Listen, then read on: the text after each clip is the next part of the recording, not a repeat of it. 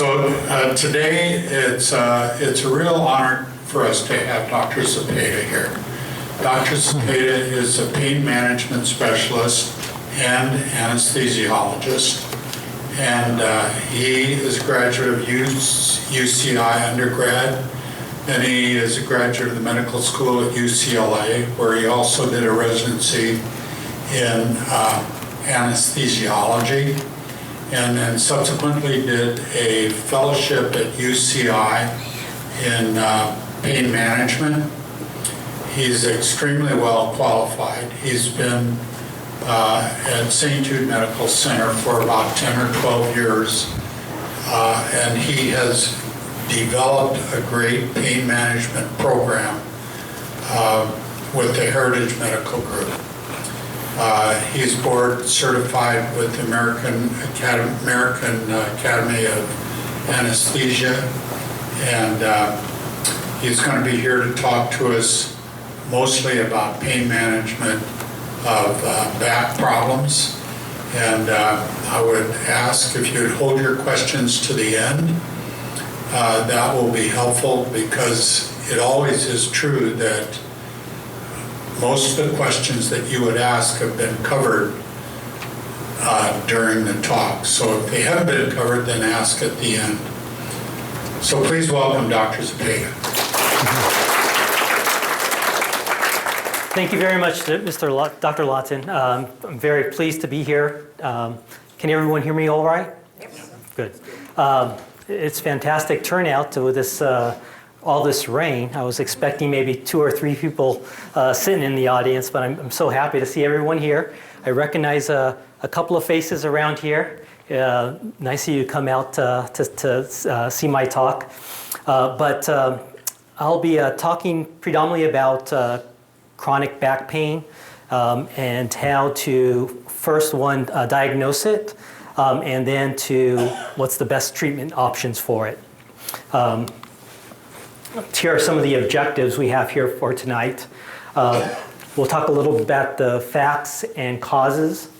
Then we'll move to kind of the assessment of chronic lower back pain.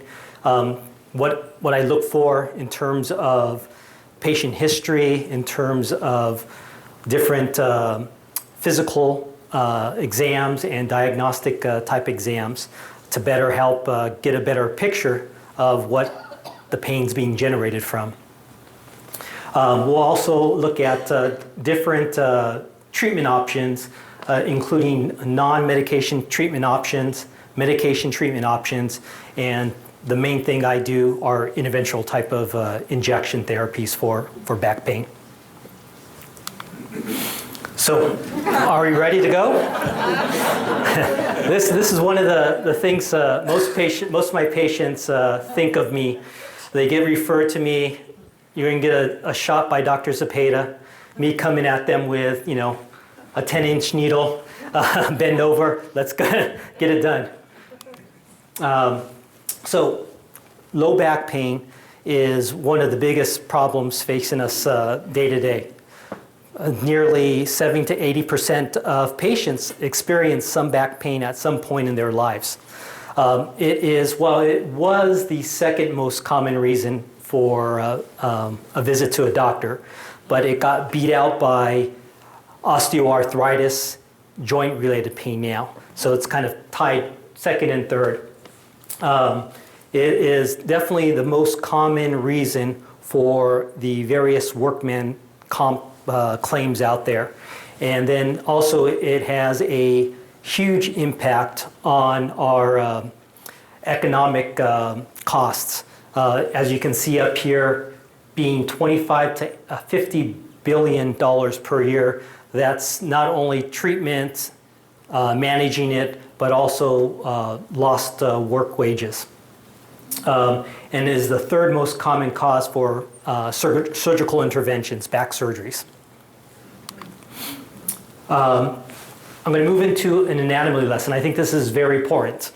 As you can see here with the slide here to the left side, you can see that the spine is a fairly complex structure. You have, the vertebral bodies, the bones in the spine. And then you have the discs. As you can see, the disc is made up of a very fibrous outer layer, what we call the annulus. And then in the middle, you have more of the cushion to the disc, what we call the nucleus propulpus. And that provides the kind of shock absorption for the spine, especially when you have a nice, healthy disc. You can see here a cross-section of the spinal canal where the spinal nerves live, and as they break off from the spinal cord, they exit out these different levels of the vertebrae to come in, supply into the back and to the extremities. At each of these points, the disc, the nucleus propulpus, at the little bony structures, the vertebrae, and you can see here the articulation between the vertebrae, what we call the facet joints, the joints that help us rotate, flex, extend, and so forth. All these areas can be potential pain generators for us. We can develop pain from the disc through degeneration, where that disc starts to break down. And when that disc breaks down, you have this disc that's very highly innervated to start to produce some pain on its own. The nucleus can also protrude out through the tough fibrous layer to cause some impingement if it herniates into the spinal canal in terms of an impingement, a nerve impingement. As you know, you can have fractures of the vertebrae, which is unfortunately not too uncommon. And you also can develop arthritis in the facet joints that can cause another source of this pain. On the diagram here to the right, you can see how the back is so highly muscularized, I could say. You have multiple layers of back muscles that in itself can cause spasms, strains, and be a potential source of debilitating pain. So yeah, like I said, the musculoskeletal component to back pain, we see that to be pretty much a 70% reason for lower back pain. When you start to see degenerations in the discs and into the joints of the lower back, that's probably the next highest cause of pain, about 10% of lower back pain. And then you can get the herniated discs, you get the fractures, as I explained, and then you can start to also develop spinal stenosis, where you start to develop narrowing within the spinal canal, causing impingement of the nerves. And then you can develop what we call spondylolisthesis, where you have slippage of one vertebrae on top of the other vertebrae, causing either nerve impingement or causing a load on those facet joints to have some the pain being generated.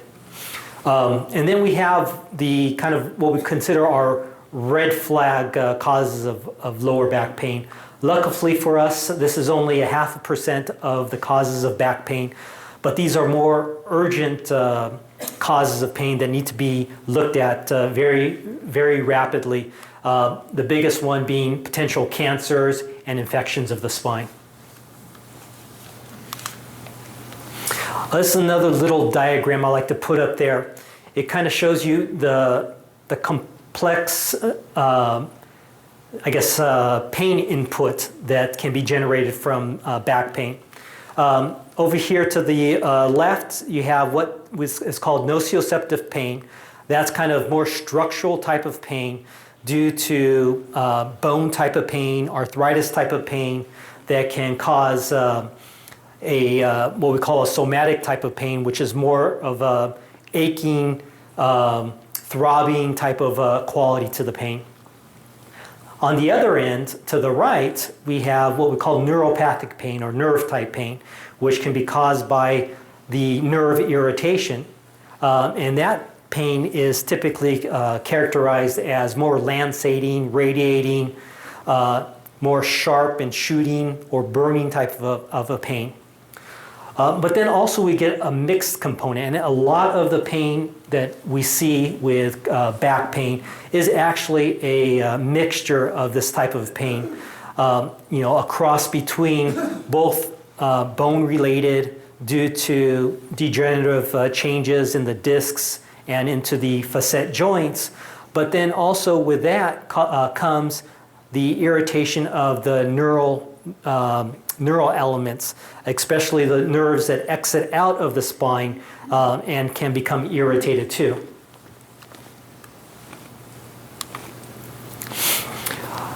When I try to think about pain and trying to categorize it and get a better idea of where the pain's being generated from, I try to break it up into these three groups here. First one is being more axial lower back pain. The pain's kind of generated into the lower back, going across the back, maybe going down into the buttocks area. But it's fairly well localized. And when I think of this type of pain, I'm thinking that it's more of that degenerated disc or causing the facet type of a pain that might be generated from that area. Then I can also try to also categorize it into the lower back pain with some radiation, where you might get radiation kind of traveling down more into the buttocks, into the thighs, but staying above the knee level. With that type of pain, it can be degenerative changes coming from the discs and the facet joints, but might just be causing a little bit of that nerve irritation coming from those spinal nerves exiting out the area. And then we can think of lower back pain that's associated with what we call radicular pain. Then that type of pain is more of that sciatica type pain that we're kind of familiar with. And that type of pain we notice travels down mostly from the back into the legs, down into the calf, and even into the foot. And a lot of this radicular pain can also be associated with no back pain whatsoever. So it's not uncommon for patients with just a specific nerve impingement, most likely from a herniated disc causing that nerve impingement, complaining of just predominantly leg pain only. Oh, this is a little kind of full body exam, but this, no matter how thoroughly you can look at someone and try and figure out where their pain's coming from, it helps me to remember that pain is a very subjective sort of complaint, and the best way to really get a good understanding of the patient's pain complaint is really listen to their history and listen to their description of pain, how to describe it, where it's located, if it radiates or doesn't radiate, and the quality of it. As I explained, is it throbbing, aching, or is it more shooting and sharp or burning? And that gives us a good clue in terms of what type of pain is being generated.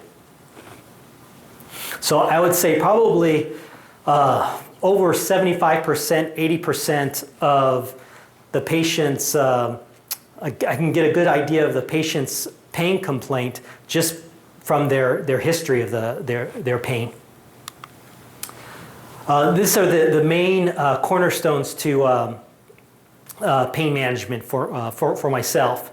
The biggest one is, as I explained, the pain assessment, and relying heavily on a very detailed pain history from the patient. And then the other thing, I try to develop a good treatment plan off of that pain assessment. But one of the cornerstones that a lot of people forget to incorporate is making sure and educating the patient about the type of pain that they're having, and kind of explaining the treatment plan overall, and really giving a good informed treatment plan helps the patient better understand and helps them better to know what to expect from what the treatment options are going to be. And then, as you can see here in the middle, overall with our main goals is, one, to reduce the pain, but I think even more importantly is to improve the patient's function.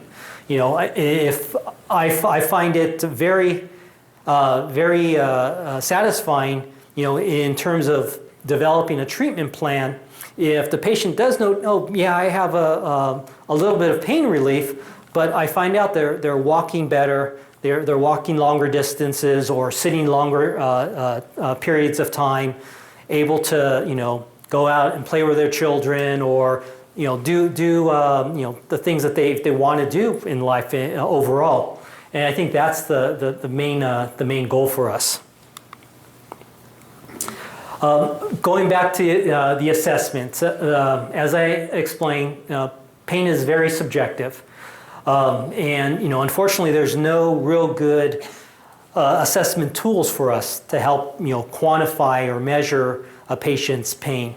You know, there are certain markers out there, blood markers in terms of inflammation and different inflammatory markers, or what we call interleukins, that can help us see a patient's pain that might be, you know, aggravated or exacerbated. But really, to quantify it, there's no good way to really quantify it rather than the patient's own subjective self-report. And then on top of that, pain is very multi-dimensional. What I mean by that, you know, there's a lot of different factors that go into a patient's pain. You know, like I explained, it can be described as a variety of qualities to the pain, but also what goes into a patient's pain complaint are other factors, you know, such as, you know, having anxiety associated with it, or having depression, having gone through chronic pain for such a long period of time, which also complicates a patient's overall pain complaint. Getting back to, you know, the components to a pain assessment, here again, the detailed pain history is very important. But definitely, I just put this up there not to forget our, you know, making sure that we make a good functional assessment for the patient, and then also making sure that we make a good psychological assessment for the patient, because that all ties into the patient's overall treatment plan that we're going to develop for them. Getting to more of the examination component to it. The musculoskeletal examination is a key component to it. As you can see, it's broken up here in terms of observation, palpation, and the range of motion. You can get a lot of information on just observing how the patient kind of walks into the office, in terms of their posture, in terms of how they may be favoring one side to the other, and that kind of gives us a good idea of the extent or the overall severity of the pain. We can also look at different things such as, you know, asymmetry in terms of the back muscles, or spasms in terms of the muscles into the back that can be visible as knots or bumps in the back area. And then palpation, we can definitely look for different areas of spasms or reproducing a patient's pain with the palpation to determine, you know, certain areas, especially if we're trying to focus on the joints of the lower back as opposed to kind of the spine itself or the vertebral bodies. We also look for different trigger points in the back muscles, which definitely can be a big component to that musculoskeletal type pain or that spasm or strain type of lower back pain. And then we look at the range of motion in terms of flexion, extension, their rotation, trying to load those joints in the lower back and trying to see what that range of motion, if it's limited or not. As you can see here, in terms of the lower back, we look for the range of motion as it relates to arthritis of the spine, where we try to load those joints in the spine through rotation and extension. And then with spinal stenosis, a big hallmark of that is, with flexion or extension causing some increased or reduction in terms of the degree of the spinal stenosis, and we can get a good idea of the patient's pain being generated either from the joints in the back or being due to the stenosis in the spine. Neurological exam is definitely a big component to it. We want to assess the motor strength. We're looking for muscle atrophy or muscle tone, overall strength, getting a good idea of their walking ability or gait in terms of if they're favoring one side because of one side being more weak or not. Then we also look at the sensory areas in the legs in terms of distributions, because each of those nerve roots, as they exit out the spine, will come down and supply a certain dermatome or portion of the leg. So finding a sensory deficit in a certain distribution can help tell us which nerve may be impinged or not. We also look at different changes in temperature, as well as what we call proprioception, or kind of the sensation of positioning of the limb or digits. Gives us an idea of nerves that may be affected also. I put up here too, especially we see either what we call allodynia, which is pain that is produced with just light touch, or hyperalgesia, where even though it's like a painful stimulus, but it's an overly exaggerated response to a painful stimulus. And those can be signs of also direct nerve involvement, because that nerve becomes more or less hypersensitized, and it can be easily aggravated, either by light touch or a less painful stimulation.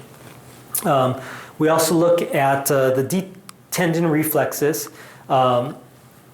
Those seeing any reduction in those reflexes, or absence in those reflexes, or even seeing if they're hyperreflexic, can give us an idea of where the nerve is being impinged at.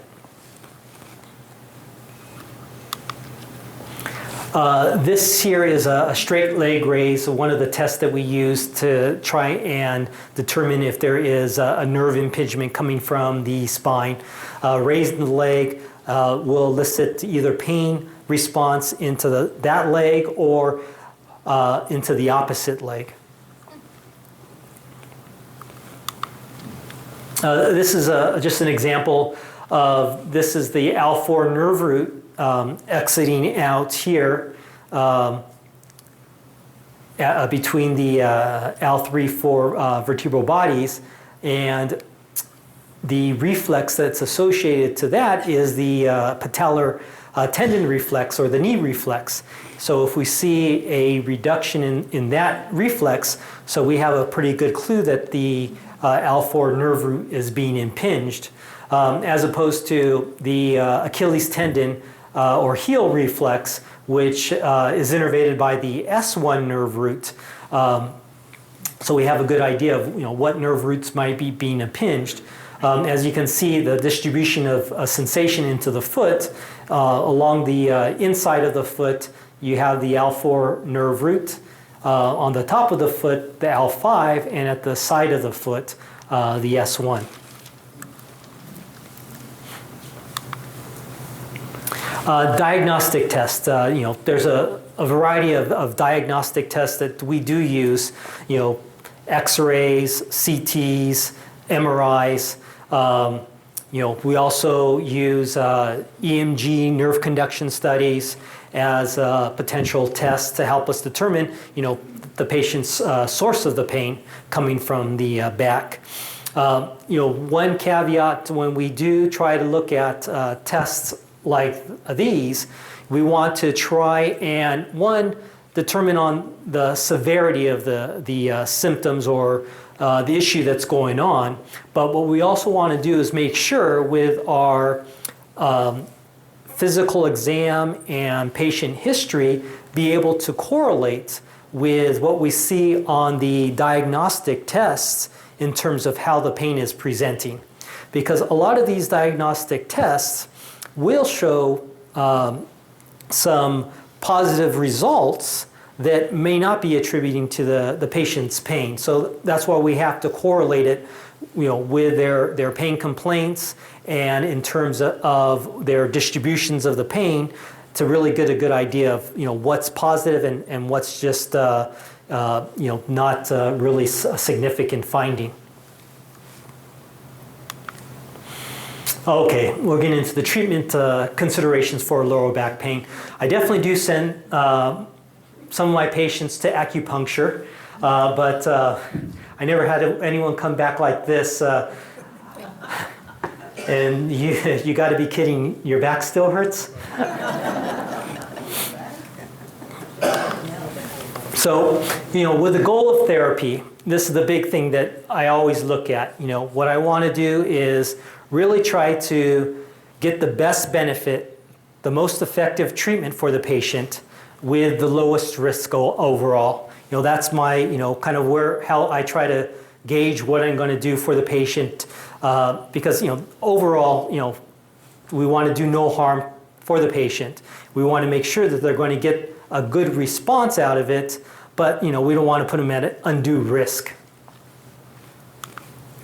So that's how we come up with this kind of strategy ladder or slope or of treatment options. So you can see down here at the slope, the least invasive treatment option is, physical therapy, psychological mindfulness, such as biofeedback, cognitive behavioral therapy. Also probably that falls under this include chiropractic care and acupuncture. And then, we have topical medications or creams, which can be sometimes effective. And then we move to the oral medications. And as we all know, oral medications aren't benign. They do come with their load of side effects and risks associated with them. And then we move into the different injection therapies. And, although, a lot of the injection therapies are fairly safe, but, definitely you're getting poked with a needle next to the spine. Definitely things can happen. So, they don't go without their risks. And then at the far end, surgical interventions. Of course, that's the ultimate.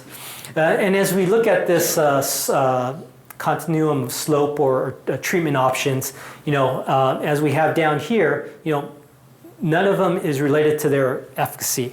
The most invasive thing may not always be the most effective thing, and vice versa. So we do have to really take into, the patient's overall pain complaints and where we see the severity of their problem at, and figure out the best appropriate treatment for them.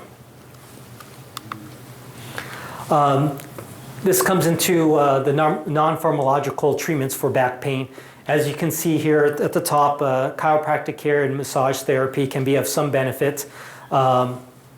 Physical therapy, We see physical therapy being of best benefit, really trying to work on mostly the core muscles for the back, providing support, and hopefully providing the best stability for the spine overall. Acupuncture, in terms of acupuncture for back pain, it has mixed results. There has been some positive studies with it, but the treatment relief seems to be very, very short. Other things that acupuncture have been shown to be really good for are osteoarthritic conditions like knee osteoarthritis, hip osteoarthritis, shoulder osteoarthritis. But for back pain, it's kind of hit and miss. Biofeedback has also been shown to be of some benefit, especially if it's a lot of muscular component to the patient's back pain, in terms of using different relaxation techniques, breathing exercises, and so forth, have shown to be of some benefit for some back pain. And then the overall multimodal mind-body approaches, coping skills, things that involve cognitive behavioral therapy, trying to figure out how to reduce stressors that we know can trigger or worsen pain, have been of some benefit for back pain. Going to the pharmacological aspects, one of the first things we start to look at are the anti-inflammatory medications. They can be of some good benefit, but we all know utilizing these medications on an ongoing basis can have some significant side effects. The big thing that we worry about this is developing stomach ulcers, especially with prolonged use, worrying about kidney function, how the liver processes these medications. Opioid therapy can be of some benefit too. As I have up here though, it has shown through studies only to lower the overall pain score by 10 points on a 100-point scale, or you can think of it by 1 point on a 10-point scale, which isn't a lot of improvement. A lot of the placebo studies show up to almost 30% benefit. So when I have patients on opioid therapy, a lot of them do say that it helps kind of take the edge off, but it's not going to definitely take away the patient's pain completely, and we have to think of other avenues to help out with the pain too. We have both the anticonvulsants and antidepressant medications. Those type of medications are what we term our nerve type medications or neuropathic type medications. Those medications help with nerve-related pain, the pinched nerve, that shooting, burning type of a quality that's associated with their pain. We have seen some really good benefit out of these medications, but the only downside to these medications, they are fraught with a lot of side effects. Sedation being a big side effect that we see with these medications.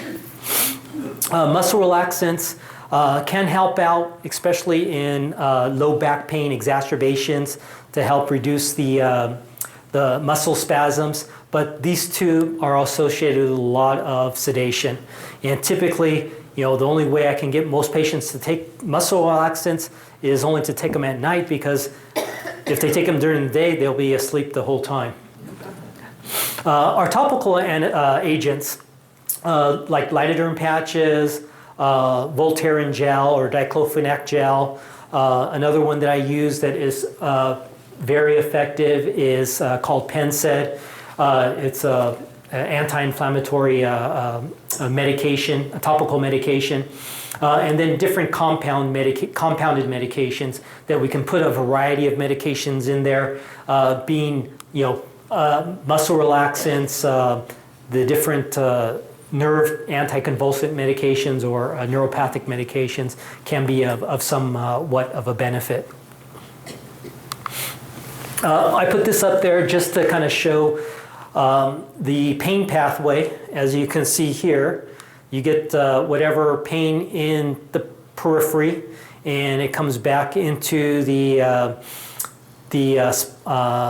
spinal cord and then up to the brain, where it gets perceived as pain, and then the neural output comes out and then comes back down to be perceived as pain.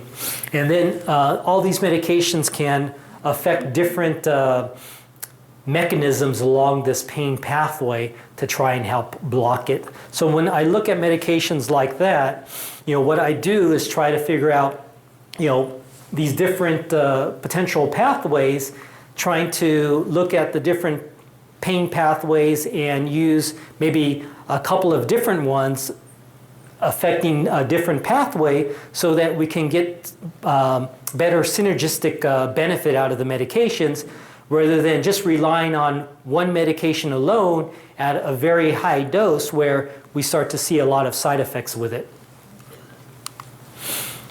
Injection therapy. I put this one up there because I remember doing an injection, explaining an injection to a patient before, and I explained I'm going to use some local anesthetics and try and make sure and numb up the skin and deeper tissues really well.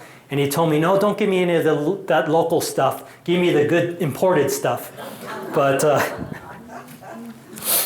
I found that kind of funny.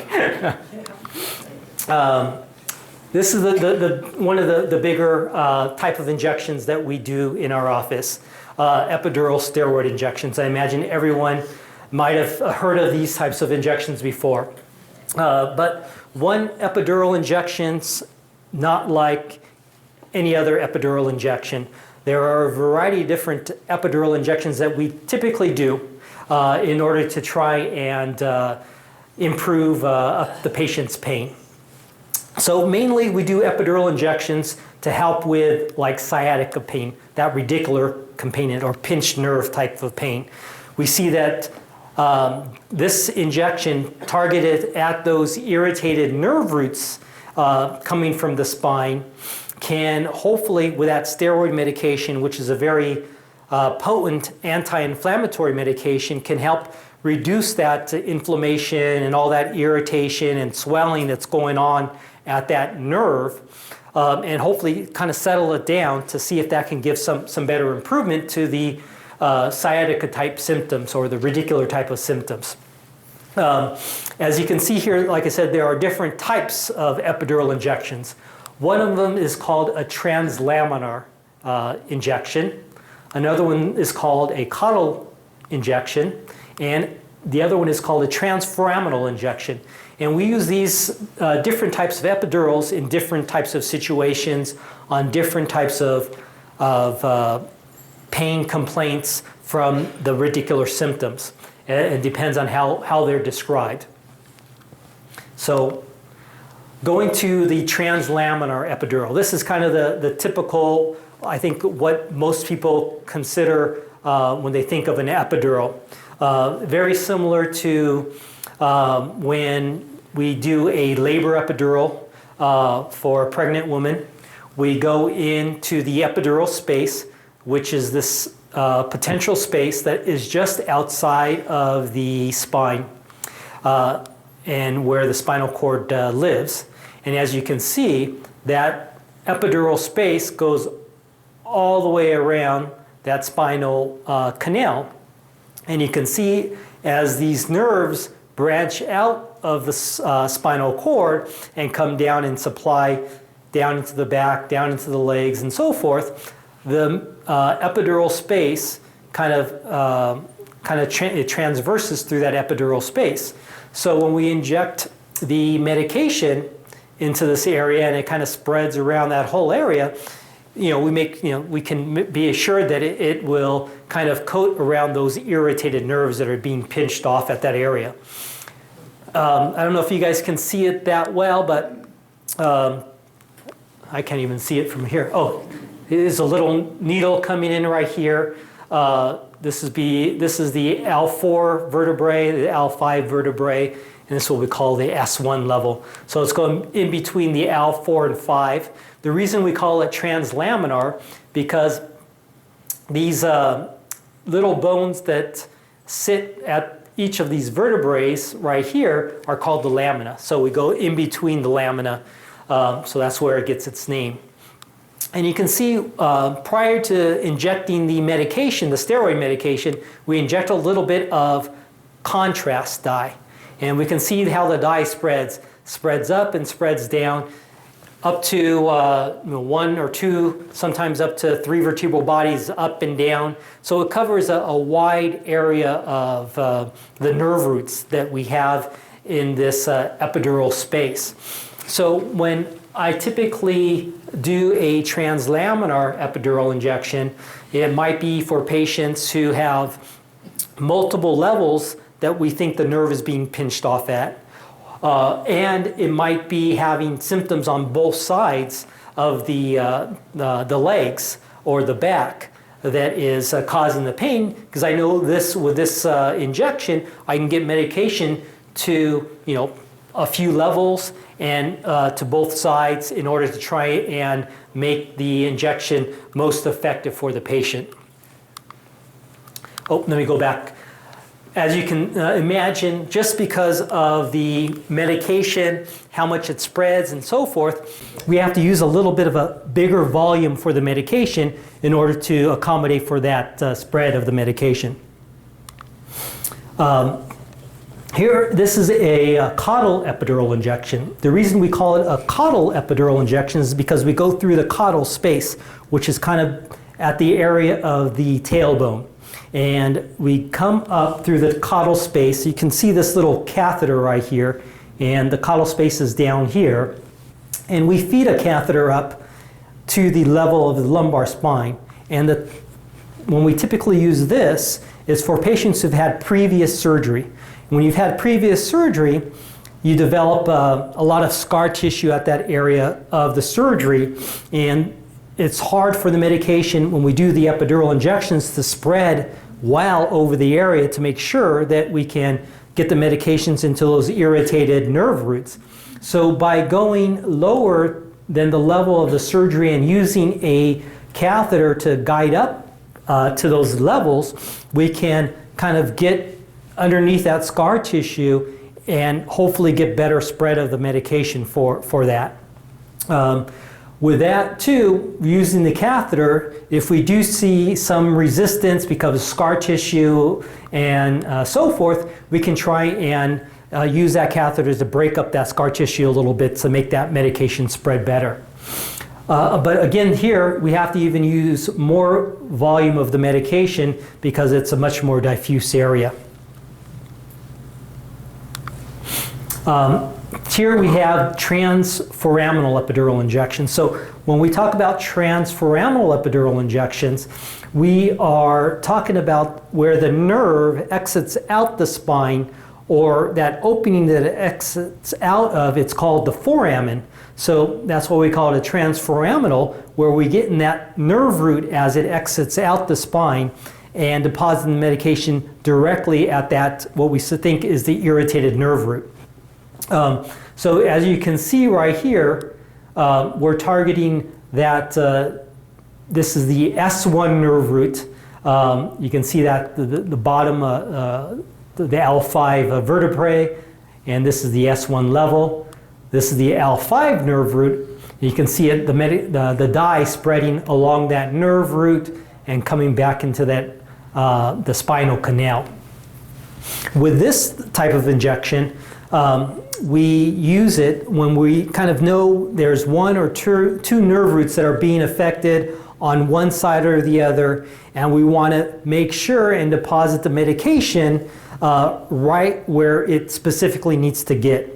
And using this method, we're able to use a much smaller amount of the medication, a much smaller amount of the steroid to be, just as, or if not more effective, because we're being very precise at that area.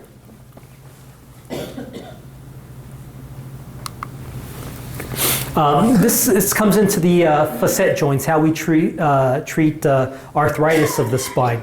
As you can see on the diagram here, these are the little joints where the vertebrae are kind of articulating. And just as you have a joint anywhere else in the knee, in the shoulder, and so forth, you have these joints in the lower back or the spine, all throughout the spine. And it comes with a capsule cover of a ligament, just as any other joint has. But as you can imagine, these are small joints. And we have to be very precise to get into that joint to make sure and try and treat that facet joint area. When we do these type of injections, there are actually two ways that we can approach it. We can try to go right into that joint and deposit the medication kind of both in that joint and into the capsule area. Or what we can do is do what we call blocks, medial branch blocks, where we target the little nerves as they branch into the joint area, and those little nerves are just sensory nerves that supply those little joints. So by doing these specific medial branch nerve blocks, we can see if that joint is being the patient's pain generator. As you can just imagine, okay, you just block the nerve. When the medication wears off, the pain comes back. But what we do it as a test injection to make sure that those are the effective joints. And if we see a good positive benefit from these, what we call diagnostic blocks or diagnostic injections, we know those are the problematic joints.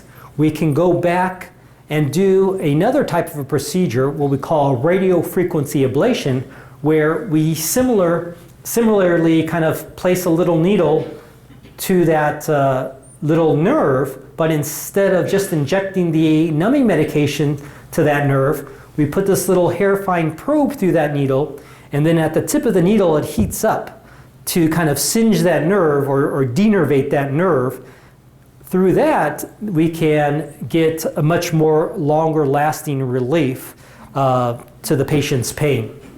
And we've done studies looking at just doing the joint injections directly into the joint, which is, we use a little bit of a steroid type medication. Typically with those types of injections, they're fairly short-lived, weeks to months. However, with the radioablation or radiofrequency procedures, we can see anywhere from several months up to almost a year of pain relief. Those nerves do regenerate back after a while, and can start to cause the pain to come back. But then we can go back and try to radioablate those nerves again. So this is just one of those straight intra-articular joint injections where the needle is going directly into that joint. And when we do the X-ray, we can visualize the joint kind of as this little slit joint. And when we place that little needle into that joint, we can inject the dye to make sure that we're in the right spot, and then the medication into that area. This is the radioablation procedure, after we've done those diagnostic blocks. As you can see here, this is the little radiofrequency needle kind of at that spot where that little nerve lives. And what we do is use radioablation, heat it up for about anywhere from 60 to 90 seconds. It gets up to 80 degrees centigrade, which is very hot, to singe that nerve and hopefully give some more long-lasting relief. This is a sacroiliac joint injection. The sacroiliac joint is another area that is a cause of lower back pain. It's kind of that area where the spine attaches to the pelvis. It's usually that kind of lower back buttocks pain that can radiate down into the buttocks, sometimes down into the thighs, the posterior thighs. Where just like any other sort of joint, although this is a very small, not highly movable joint, but we can get into that joint and inject the medication to see if that can give some benefit. And this is just a diagram or a picture, a floral picture showing the joint. All this is the contrast dye that we inject prior to make sure that we're in the right area before we inject the medication. Okay. This is getting into more of the advanced interventional therapies. Other things that we do or we have done before in the past are different intradiscal procedures where we think that the pain is being generated predominantly from the degenerated disc, and the disc has developed either fractures in that real fibrous annulus structure that supports the nucleus pulpus inside it, and there are different procedures that we can do to inject either steroids into those discs to help calm it down, or doing different radio type procedures, radiofrequency type procedures to basically singe the little nerve endings that supply into that disc. I put up here also sacroiliac joint denervation or radiofrequency ablation. You know, there are certain nerves that supply the sacroiliac joint that if we see that just the regular joint injections don't provide long-term benefit, that might be one of the things that we can try, is to denervate those nerves that supply the sensation into the sacroiliac joint. Vertebroblasty or kyphoplasty, that's a treatment for the fractures of the vertebrae, where we inject cement into the fractured vertebrae in order to help try to solidify them, to kind of repair that fracture so that it doesn't have any of those micro movements in the fracture site that causes the pain. Typically with that procedure, you know, immediately after the procedure, you should notice some significant improvement with the pain coming from that fractured area. And I have next up here, and I'll get into that a little bit more, neuromodulation, or what we term spinal cord stimulation or dorsal root ganglion stimulation. And that's where we stimulate the nerves either at the spine level or at the nerve root level in order to help modulate the output of those nerves in terms of producing the painful sensation.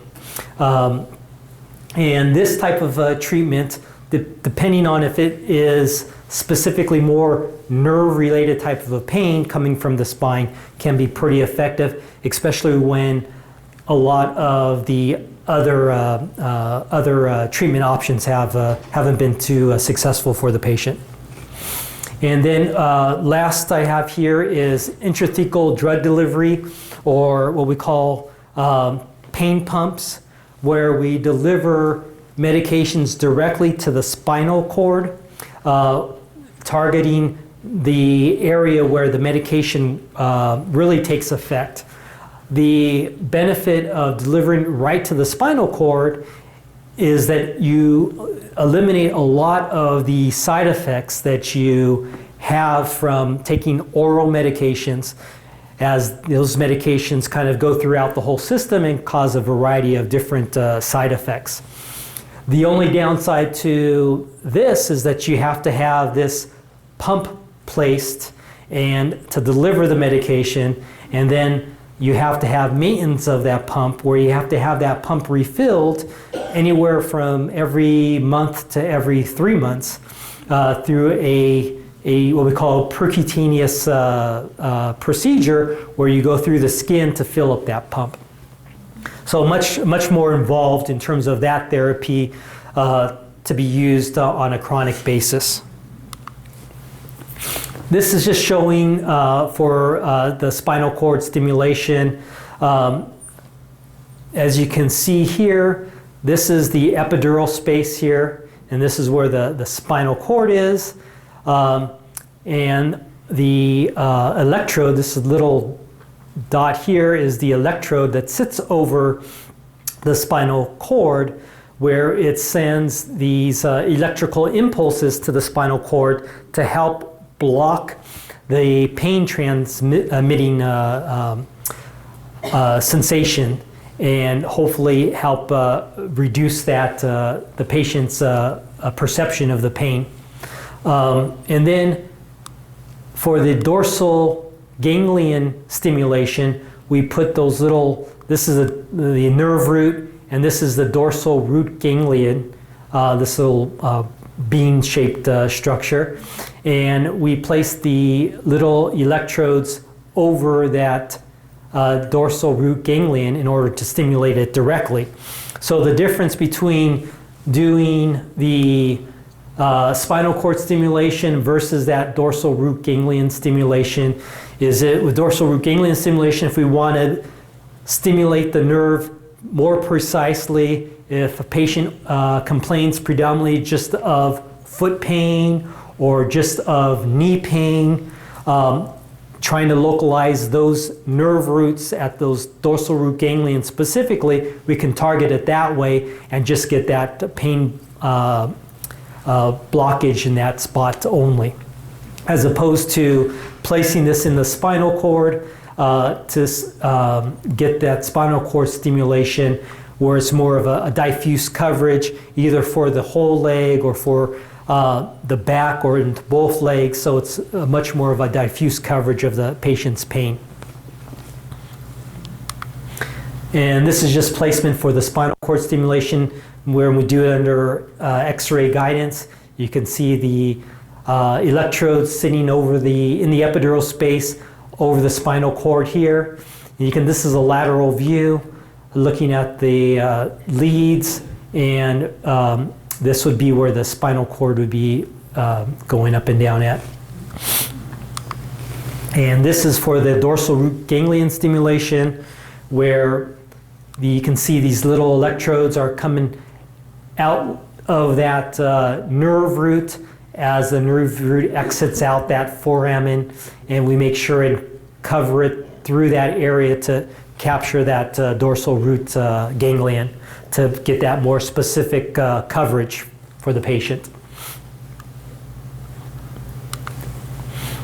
And when we do these types of procedures, we do the procedures in a two-step process. What we want to do is a trial to begin with, which we place just these temporarily leads that pop out the skin, as you can see here, and we just kind of tape it down, and it connects to an external little battery, and they would go and try it out for 5 days up to a week to see how much benefit it gives them. So we're not only looking for pain reduction, but we're looking for improvement in their day-to-day function, and also in terms of if they're using pain medication, if they're able to reduce their reliance on the pain medication. And if we see some benefits in all those aspects, then we think that this might be a good therapy for the patient, and then we take them back and put a permanent implant in, where we place the electrodes underneath the skin and a little battery underneath the skin. Usually it goes over the upper buttocks area. You can think of it as a pacemaker for the spine. It's kind of like that sort of a size of the battery. with the little electrodes going to the affected area. So that's the end. So I put this up there. What's the strongest over-the-counter painkiller you got? A whack on the head. Well, I open this up for questions. Anyone? Anything about this? Yes? Is the caudal epidural, does that take a longer period of time to do than just a regular epidural? The question is, does the caudal epidural injection take a longer period of time to do than the regular epidural injection? Typically, yes, it does. Because we're advancing the catheter. As we advance the catheter, we're trying to break up some of the scar tissue. It probably takes at least twice up to 3 times as long, depending on the extent of the scar tissue. And when we use the catheter, we try to place it depending on if the patient has pain to one side or more than the other, trying to make sure we get a good distribution of the medication to be spread in that area. So we may do a little bit more manipulation to make sure that we get that good spread for the patient. With that said, doing that more manipulation and so forth, it definitely can be a little bit more of an uncomfortable procedure overall.